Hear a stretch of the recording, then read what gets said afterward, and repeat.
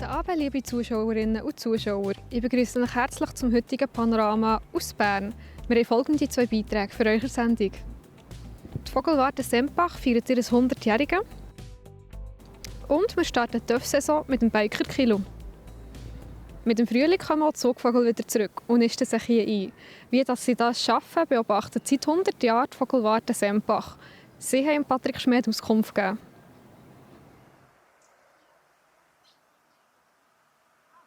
Die Vogelwarte will, dass die Bevölkerung begeistert ist von den Vögeln. Die Vision der Vogelwarte ist auch, die Vögel zu verstehen und ihre Vielfalt für zukünftige Generationen zu bewahren. Und dann sind natürlich gerade die Kinder ein wichtiger Ansprechpartner. Und darum bieten wir für Schulklassen eigentlich jeden Raum an, dass sie etwas über die Vögel lernen. Die Ausstellung ist das ganze Jahr zugänglich. Es hat einen spannenden Film über das Leben der Vögel. Eine Ausstellung, die noch mehr erklärt, wie die Vögel leben in der Schweiz. Und nachher das, was draussen ist, der Naturgarten, das ist auch das ganze Jahr spannend, weil es natürlich auch Beeren hat, zum Beispiel, die eben den Vögeln im Winter das Überleben erleichtern. Und darum kann man noch bei uns im Winter draussen viel Spannendes entdecken.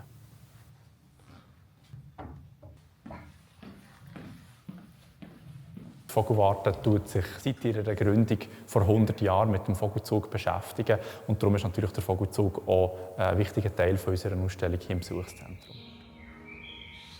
Ganz am Anfang, als die Vogelwarte gegründet wurde, war es vor allem mit Beringung. Also man hat den Vögeln Ringe angelegt und war angewiesen darauf, dass Leute die Ringe finden und hat so nachher schauen, wo die Vögel hergeflogen sind. Heute ist das ganz anders. Heute haben wir viel präzisere Methoden. Wir können mit Radar den Vogelzug über ganz Europa messen. Wir haben GPS-Geräte, wo wir wirklich die genauen Daten von allen Vögeln aufzeichnen können. Wir wissen, wie hoch die Vögel fliegen, wir wissen, wann sie fliegen, wir wissen, wie weit sie fliegen. Also das war wirklich eine enorme Entwicklung, die die Vogelwarte in den letzten Jahrzehnten geprägt hat. Es ist wirklich unglaublich, der Orientierungssinn, den die Vögel haben. Und man hat noch nicht alles ganz verstanden, aber es gibt gewisse Sachen, die man weiss. Also die Vögel können sich am Magnetfeld der Erde orientieren. Sie nutzen auch Sonne, Mond und Sterne zur Orientierung. Das haben ja wir Menschen früher auch gemacht. Und dann sind natürlich auch Landmarken, also Gebirge, Gebirgszüge oder auch Seen, Meer, je nachdem, helfen den Vögeln bei der Orientierung. Und mit dieser Kombination schaffen sie es, dass sie eigentlich den Weg meistens auch in ihre Wintergebiete finden und auch wieder zurück. Heute sind die E-Mails doch deutlich schneller, aber es ist ja so, Brieftauben waren früher sehr wichtig und dort haben wir uns natürlich auch eben die Orientierungsfähigkeiten von jetzt in diesem Fall der Tauben zunutze gemacht. Bei den Eulen ist es doch etwas anderes. Im echten Leben sind es Brieftauben und die haben tatsächlich Briefe ausgetragen, aber nicht die Eulen. Die Vogelwarte betreibt eine Citizen Science Plattform, ornitho.ch heisst die. Dort kann man eigentlich tagesaktuell schauen, was gerade in der Schweiz herumfliegt. Man kann auch selber seine Meldungen eintragen und das ist auch für uns sehr wichtig. Die Vogelwarte kann wirklich auch verschiedene Analysen machen mit diesen Daten und so können wir alle ein bisschen Freude haben am Vogelbeobachten und sehen, was um uns herum gerade herumfliegt.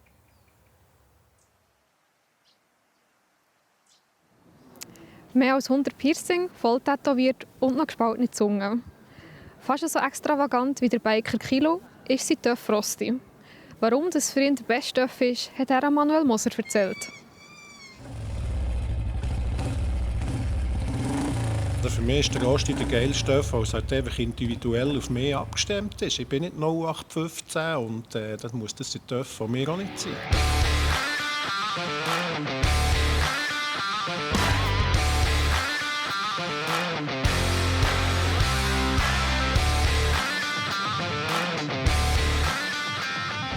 Wenn du auf dem TÜV hockst, was denkst du, was geht dir jetzt so durch den Kopf? Ja, es ist pure Freiheit natürlich, das Wetter genießen und einfach auch vom Alltag ablenken, fertig. Studiert man allem Möglichen nach oder ist man konzentriert?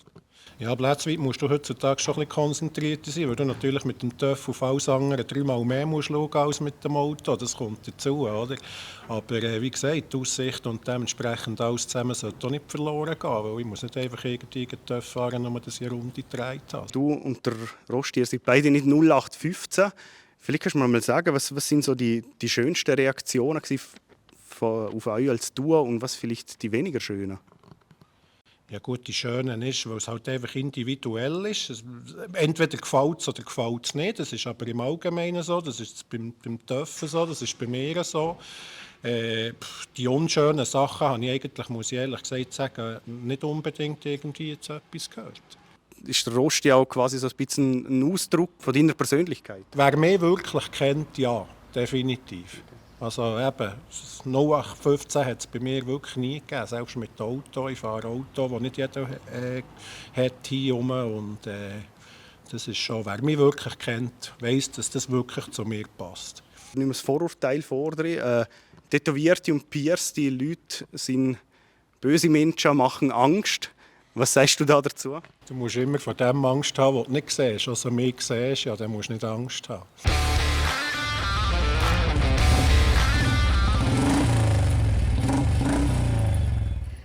Das war es vom heutigen Panorama. Mehr Informationen zu den einzelnen Beiträgen findet ihr unter www.plattformj.ch.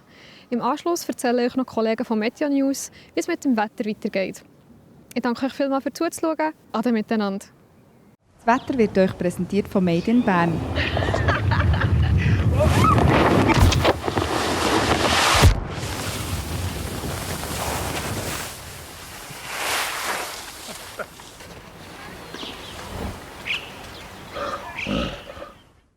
Ich begrüße Sie ganz herzlich bei Ihrem Plattform J-Wetter für den Kanton Bern. In Berga hat es viel Neuschnee gegeben.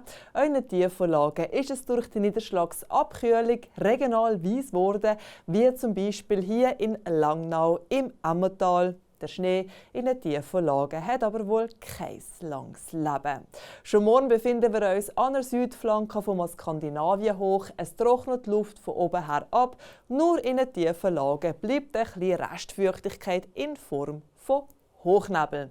Und die Restwolken von der Nacht wandeln sich morgen am Morgen zu Hochnebel um. Der macht sich das erste Mal breit.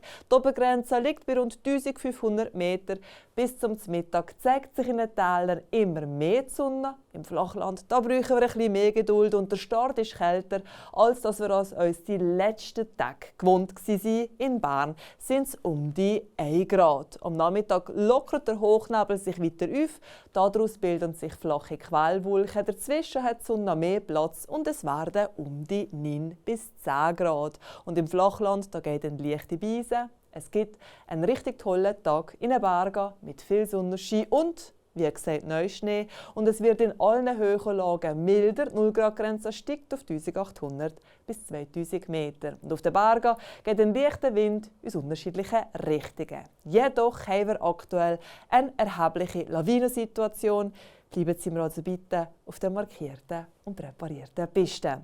Ja, am Freitag wird es nach Nebelfeldern zuerst recht sonnig. Jedoch ziehen im Tagesverlauf ausgedehnte hohe Wolken auf. Es werden 10 bis 13 Grad. In den Föhntälern liegen 14 bis 15 Grad drin. Und für den Samstag erwarten wir einen föhnigen Mix aus Wolkenfeldern und Sonne. Es werden 13 bis 14 Grad und mit kräftigem Föhn auf 15 bis 18 Grad. Am Sonntag ziehen dann immer mehr Wolken auf und später wird es zum Teil nass und der Föhn der schlaft eh. Danach geht es nach aktuellem Modell veränderlich, bewölkt und zum Teil nass weiter. Ja, das war schon wieder von meiner Seite. Herzlichen Dank fürs Zuschauen und weiterhin eine wunderbare Zeit. Ade miteinander.